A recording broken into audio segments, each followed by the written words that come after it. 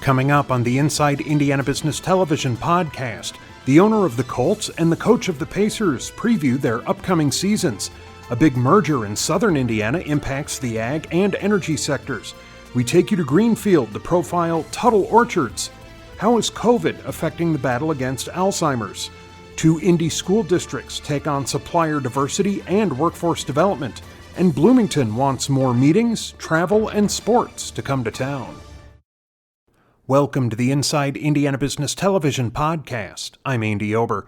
The Indianapolis Colts are underway with their 2021 season. Fans returning to Lucas Oil Stadium will also be a big boon for downtown Indianapolis. Colts owner Jim Irsay joined Inside Indiana Business host Gary Dick for a rare one-on-one interview ahead of the opener. I sat down this week for a rare interview with Colts owner and CEO Jim Irsay for my Business and Beyond podcast. He shared some new details about his vision for new investment downtown in what he describes as a world-class museum that would add to vibrancy and the economy of downtown Indy. Look, you have over $100 million of artifacts that are just beyond belief. The Declaration of Independence, one of the rare copies. John Lennon's piano, Elton John's piano, Jack Kerouac's scroll, Jackie Robinson's bat, Muhammad Ali's. It just goes on and on and on, literally hundreds and hundreds of things. But it has to be displayed the right way. It has to be put in a location that people flow the right way. And when people come to town for the Indy 500, for Sunday night football games, to visit in the summer, the number one thing is I want to go to this museum. I covered a range of topics with the Colts owner, including some concerns he has about the future of downtown.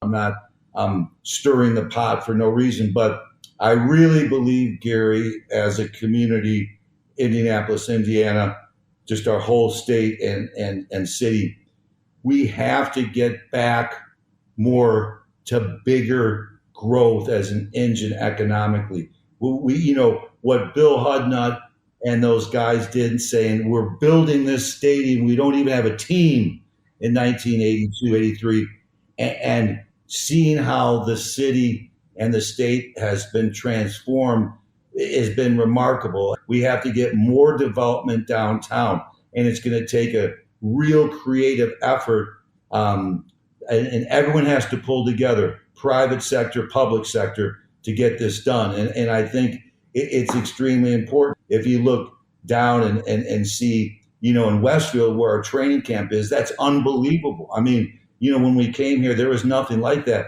but it's not enough. And the city in particular, downtown, we have to get dynamic.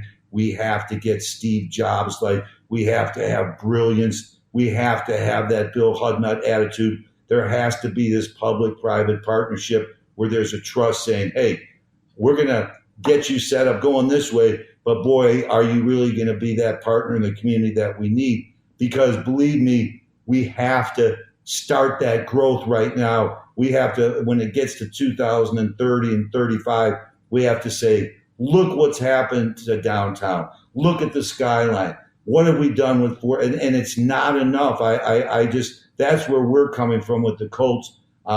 We're trying to do everything we can. Listen, we had stimulus packages for people, giving thousands of dollars to people in contests just to try to, restaurants. We try to go on the ground by foot and change the community because that's our belief, that's our responsibility. But we have to have a more dynamic, creative, brilliant force that's driving this community, because right now, I'm not criticizing anyone or anything, but by my estimation, it's not up to par where we need to be, so we can really look at this future more brightly. We have to get an aggressive game plan, to really say, these are some of the goals we have to achieve to grow the city. Because you're right, the change has been incredible. When you look from 84 to 2008 or 9 or 10, incredible. But I see stagnation. I don't get the sense, that we have this dynamic vision, to really say, Now it's time for Indianapolis' skyline even to change some. Now it's time, maybe for a Four Seasons hotel in Indianapolis because they believe in the city enough, and we know Four Seasons are only in certain places. It's in Austin, it's a new one in Austin, but the smaller cities don't get it unless. And we have to continue to know who we are, and we have to let the city, the world, the country, let others know who we are and what we're about, and they have to have that passion to say, I want to go to Indianapolis, Indiana. I want to go to Indiana. I want to go there in the summer and visit, because I've had long talks with Roger Penske, and he's a tremendous asset to us. Just a guy who really wants to, he's not worried about making the dollar. He wants this grand success and make this track as great as it can be. And we need more. We have to do more. We have to get more Fortune 500 companies here. If it's not Fortune 500, at least, Fortune 5,000 companies somewhere, where we're driving this dynamic. But we've done such a great job with that in town. And again, I just think that we have to really say, okay, how are we going to really have some game changers here with a real plan to get this done? Much more with Colts owner Jim Irsay, including an interesting behind-the-scenes story. He shares about the move from Baltimore to Indianapolis. Check it out. Just go to InsideIndianaBusiness.com and click on the subscribe tab beginning Monday. 2 southern Indiana cooperatives have joined forces to create premier companies. White River Cooperative and Premier Ag Co-op are merging to create the new Energy Services Organization. Premier Company CEO Harold Cooper came on the show with more on the impact of the merger. Yeah, you're in Seymour, Premier headquartered there in Jackson County. And as we were talking off camera, for those who don't know, Premier was the very first ag co-op in the state of Indiana. That is correct. February 9th, 1927. All right, let's talk about this deal because this continues a trend of consolidation in the co-op industry, if you will. What really attracted you to White River Cooperative based in Lagodi and really prompted you to get this deal done? Well, first, I think co-ops have seen the need to gain size and scale to remain relevant and competitive in agriculture that continues to grow. And for us, as we look for a merger partner to achieve that growth, we wanted to do things to try to align culturally, and if there was other natural things that we had synergies with. The Ohio River we share with White River Co-op. We're 2 of only 3 co-ops in the state of Indiana that are in livestock production.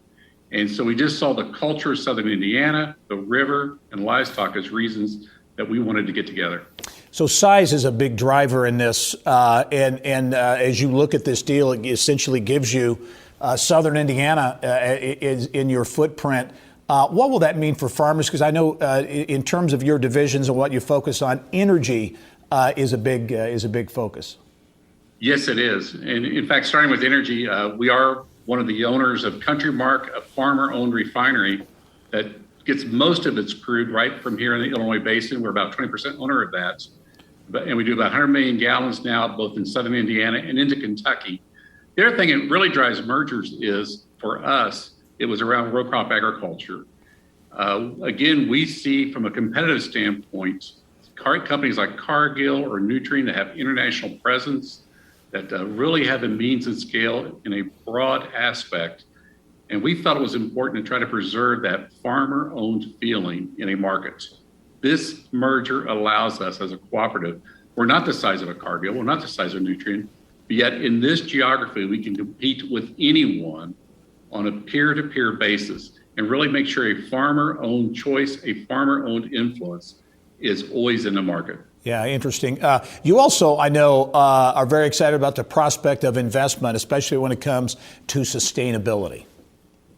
Yes, it is exciting that for years, and not just the co-ops, but for years, I think we've done a really nice job with our growers of understanding soil capabilities and understanding how much to apply and when to apply that to optimize yields and maximize profitability.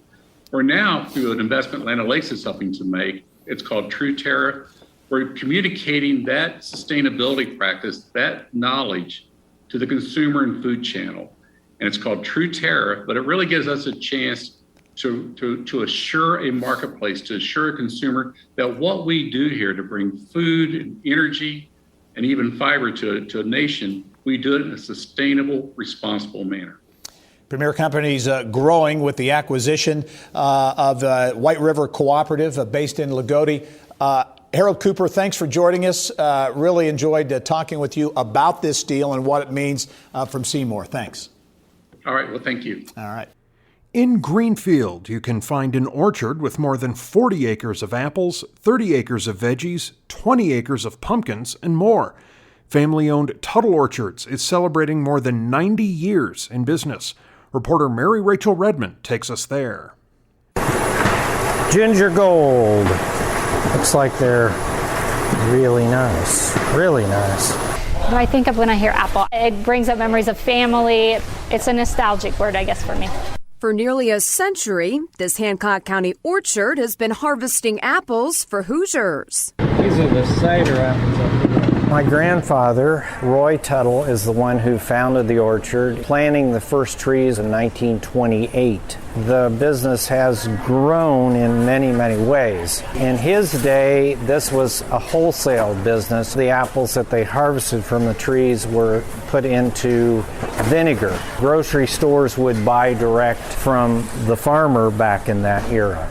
By the early 60s, increased demand for Tuttle's apples saw the family open its first small store on the property. We began to transition into more of a retail outlet, and they would buy much larger quantities because they took it home and then they cooked it and made their own product. Whereas today, when you come out the orchard, people buy very small quantities because we already have the apple butter, the apple pie, all that's already made for the customer. In 1982, Mike joined his brother Tom as co-owner of the family business. Under their leadership, the orchard has expanded to include 34 acres of apples with 24 different varieties, not to mention a much larger version of that original farm store, chock full of hand-picked apples, ciders, jams, and butters. We have really seen in the last few years that a lot of people want to actually come and experience food right here on the farms. And perhaps my favorite, the sweet shop. We have all the fall treats like pumpkin donuts, apple donuts, caramel apples of all kinds. I know they say an apple a day, so this counts as like, what, 4, 5 apples? Oh, yeah. We're known for our apple cider slushies. Speaking of apple cider, Tuttle Orchard's family recipe for this fall favorite has year in and year out been voted one of the best in the country. Our apple cider has won best in the nation one year and second in the nation several times. We're using our own homegrown apples, and the secret to making really good apple cider is to blend many more than just 1 or 2 varieties. So we put 3 or 4 in the batch so that it has a really good taste. Tuttle's is a lot more than just apples. Try your hand at this 4-acre corn maze, or for the little ones, a pit stop at Tractor Town. And did someone say pumpkin? We have a pumpkin patch that opens on the 24th of September. A lot of people come here for their pumpkin activities. We reach out to a lot of kids. That area is really important to me because of the education, teaching the next generation about agriculture. Before COVID, we had right at 20,000 coming out just for school tours. Now Roni is teaching his own adult children how to run the family business. It's neat to see how your kids have a vision as well, and they want things to go a certain way because they're probably more in tune with the kids of today and the younger generation of today than we are. Just sit it up there and that's what we're going through now is going to the next generation. Mary Rachel Redmond, Inside Indiana Business. The Otis at Fort Bend is a $31 million luxury apartment community near the new Fort Bend Cultural Campus and Fort Harrison State Park. Cityscape Residential recently opened the 261-unit complex.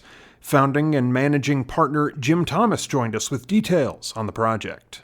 This redevelopment renaissance, if you will, of Fort Bend has been going on for a number of years, but your development, the Otis at Fort Bend, is a big one. $31 million, opened in June. Give us kind of a thumbnail sketch of this development and really what it means. Well, I think you hit it right on the head when you were talking about the mixed-use environment out there. That's really what brought us to the Fort Bend area for the Otis development. We have 261 rental apartment homes there. It's leasing like crazy. People just love it.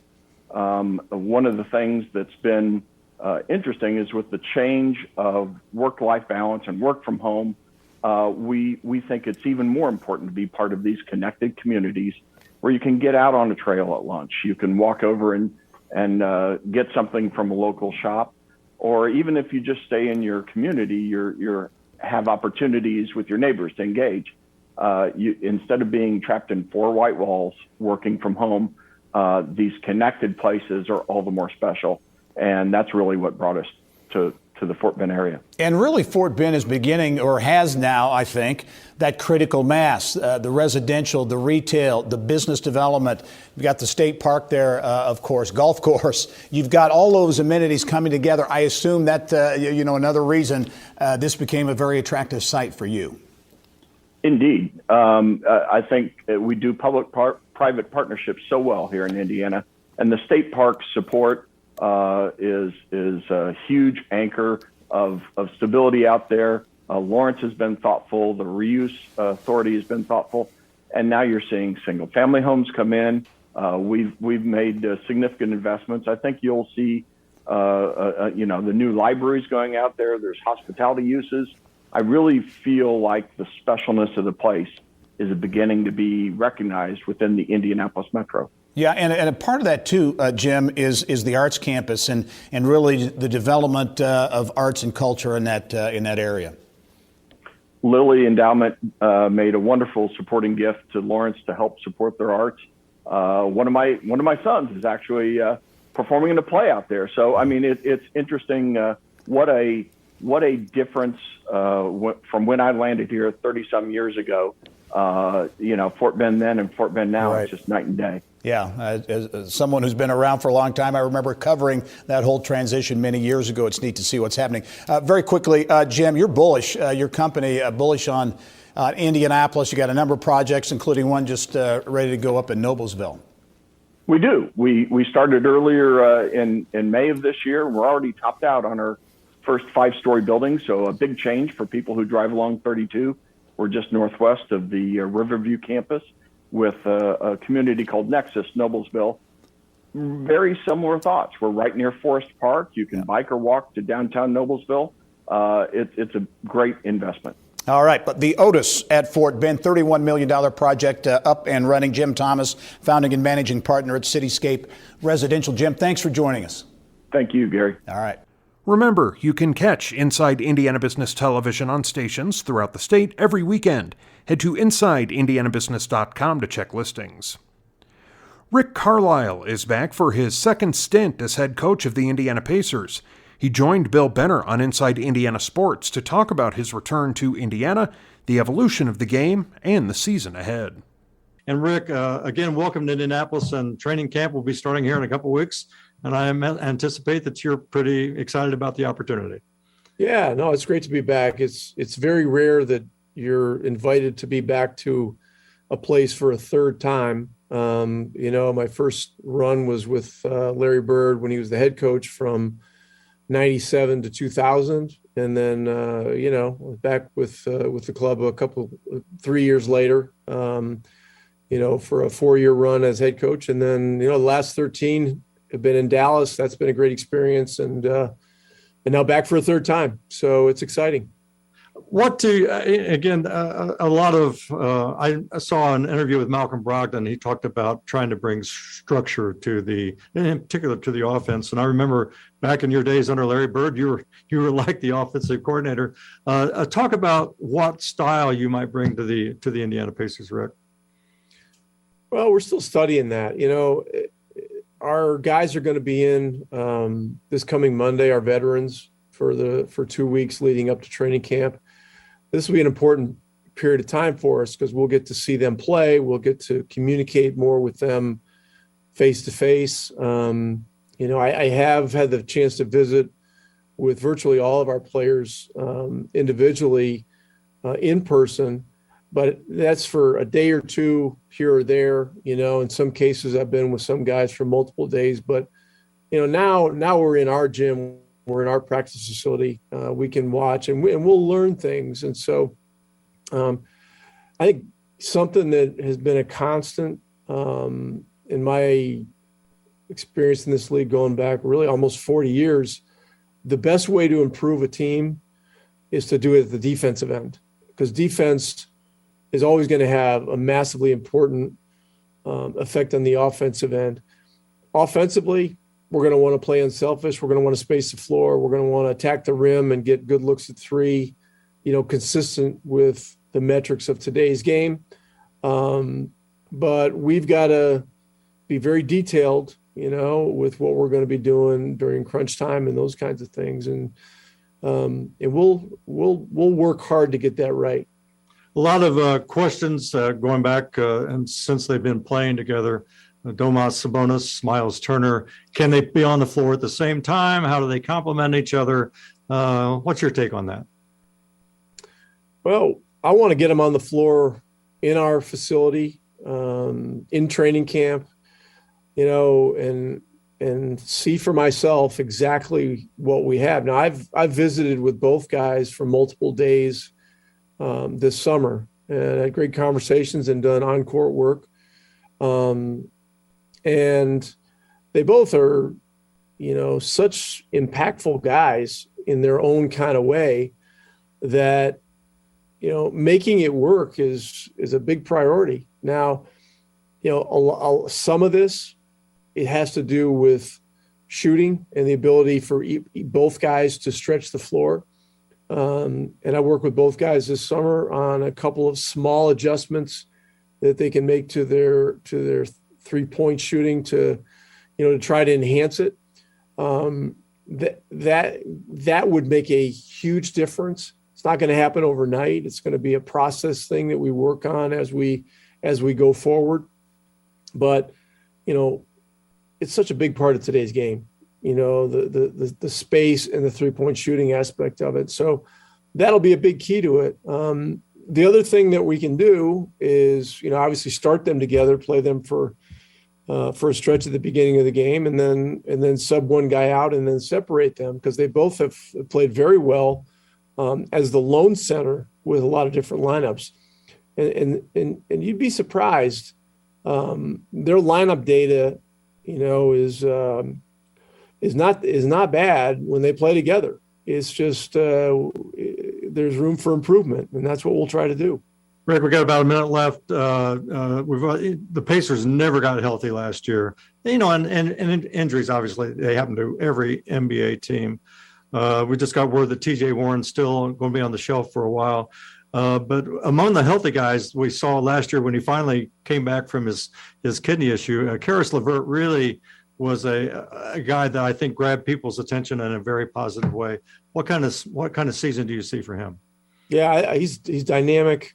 He's a wonderful guy. I spent a few days with him in LA in the last 3 weeks or so. He's a very exciting player. He's going to be one of our go-to guys at the end of games. I think Karis, Domas, Malcolm Brogdon, and Miles Turner are going to be, the four guys that are going to be the core of our team. TJ Warren, we'll hope that he gets back as quickly as possible, but at the right time and once fully healthy. And we're looking forward to getting going. We've got a couple of exciting rookies, with Chris Duarte and Isaiah Jackson. And as you know, Bill, once we get into this, the time just flies by. So it'll be upon us soon. Well, Rick, we certainly, again, welcome back to Indianapolis. It's great to see you again, and we wish you the best of success. And as you said, time flies, and the season opener will be here before we know it. Rick Carlisle, the new coach of the Indiana Pacers, the new old coach of the Indiana Pacers. Thanks for being with us. Okay. Thanks, Bill. Take care. All right. A recent study by the Alzheimer's Association reveals some concerning numbers, but the organization's Indiana chapter is looking to do its part to reverse the trend. Indiana chapter executive director Natalie Sutton talked about the effort with Kylie Valletta on the Business of Health. Well, we mentioned in the introduction a 14% increase during the pandemic in 2020 in Alzheimer's deaths and dementia deaths. That hasn't been fully fleshed out in research yet, but can you explain some of the factors of possibly what led to that increase? Of course. Well, first, the population living with Alzheimer's and dementia were particularly vulnerable to COVID-19. This is an older population, sometimes living in communal settings, often also having other chronic health conditions. So some of these deaths that were attributed to dementia may actually be COVID-19 deaths, especially when we consider early on in the pandemic not having access to COVID-19 testing for those individuals. So that's one possible theory. I think the other thing is that there are pandemic-related changes in our lives that may have had a negative impact. First and foremost, social isolation for this population, but also maybe a more limited access to healthcare providers and healthcare services, and also changes to the routine and care that may have been provided by other family members or other kinds of caregivers that was unable to take place during the pandemic.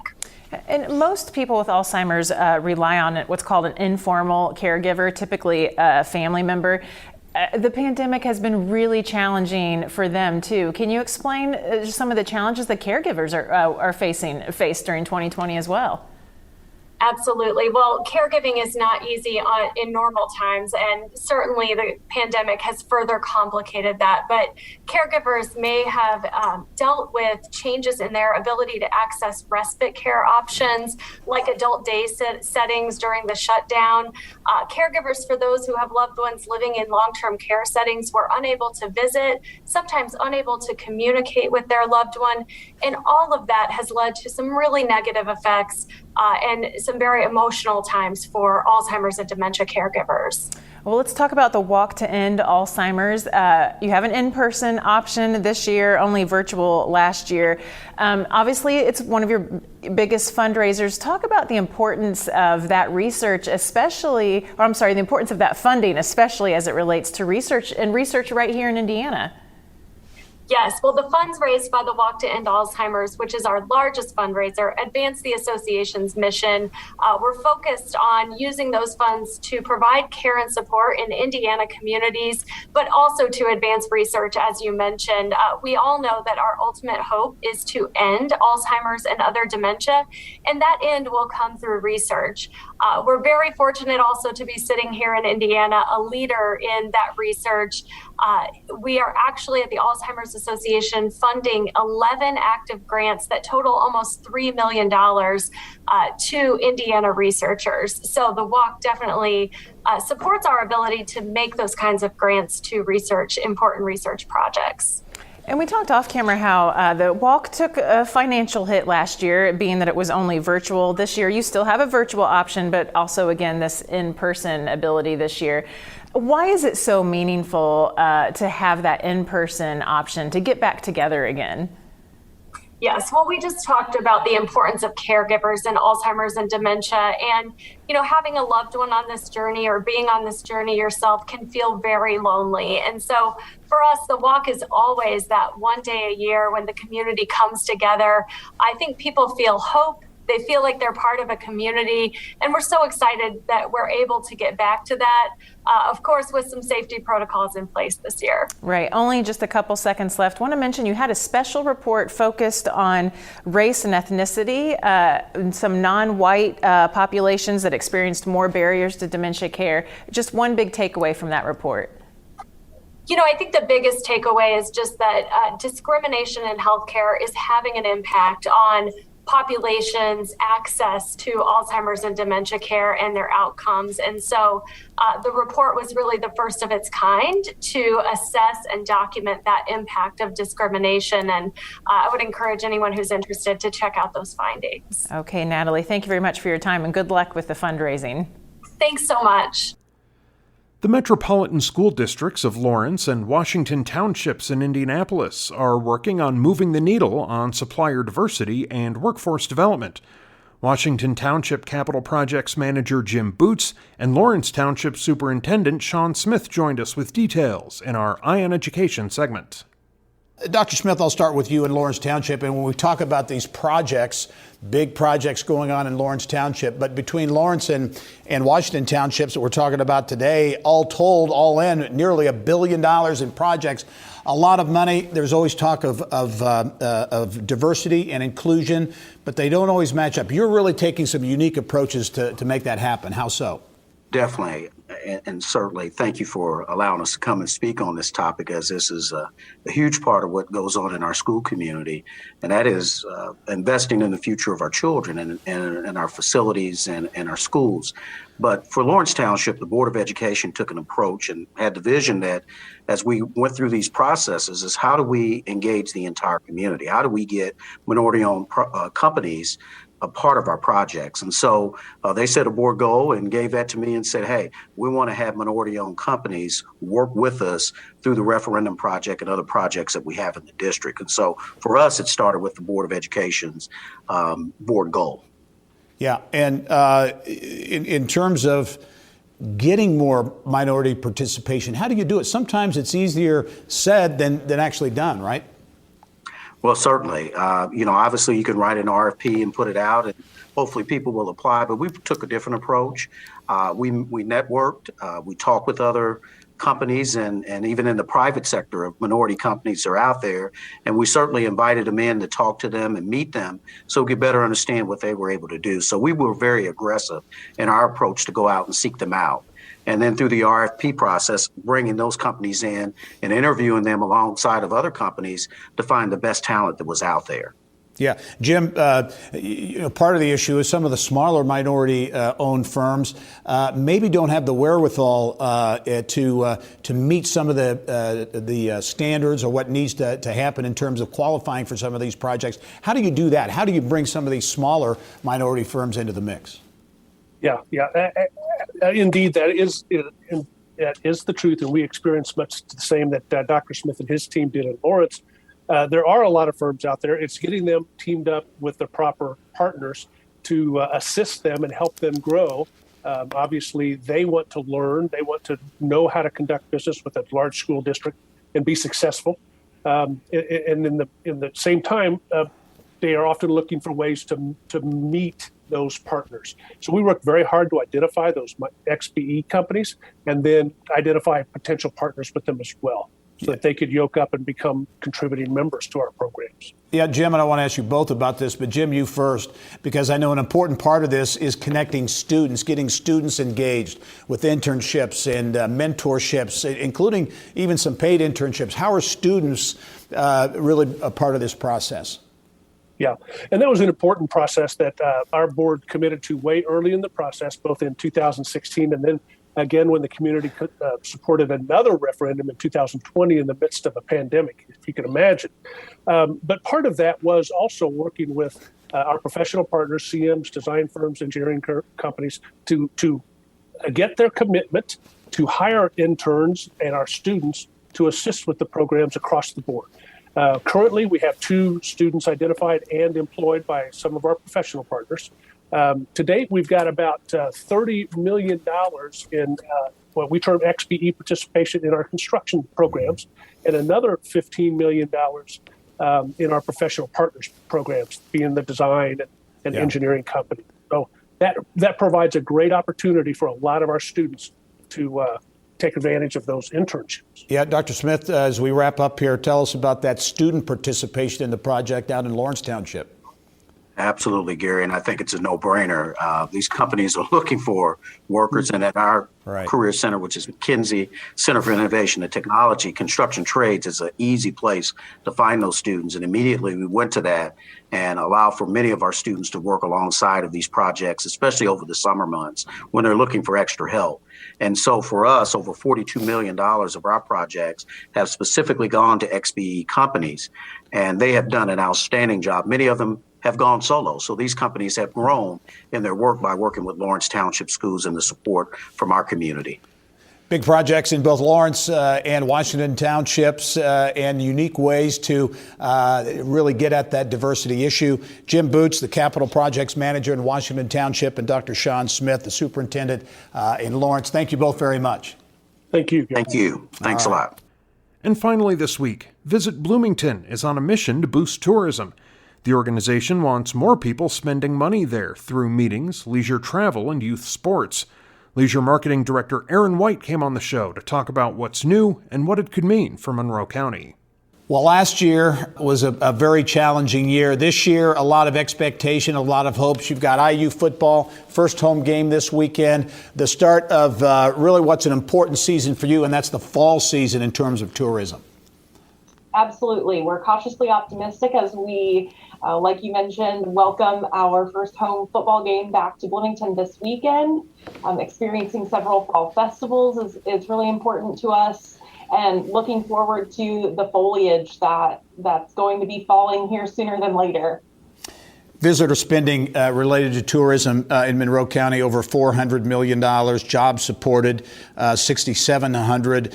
Those are big numbers. Tourism, the largest job-producing industry in Monroe County. So this is an important time of year, not just for these venues, but certainly for the overall economy. How important is tourism when you look at the economy of Bloomington and Monroe County? Tourism's a critical indicator of success for our Monroe County, not only with the local businesses that are supported by visitors who come to Monroe County through all 4 seasons, but the restaurants, the attractions.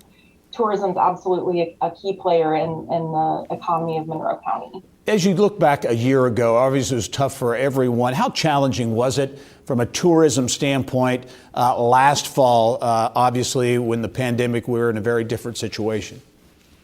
You know, safety remains our number one priority. Obviously, similar to last year, focusing on those outdoors experiences, getting folks the ability to socially distance, but experience new scenery from beyond their own communities or their own 4 walls of their homes remains one of our top priorities.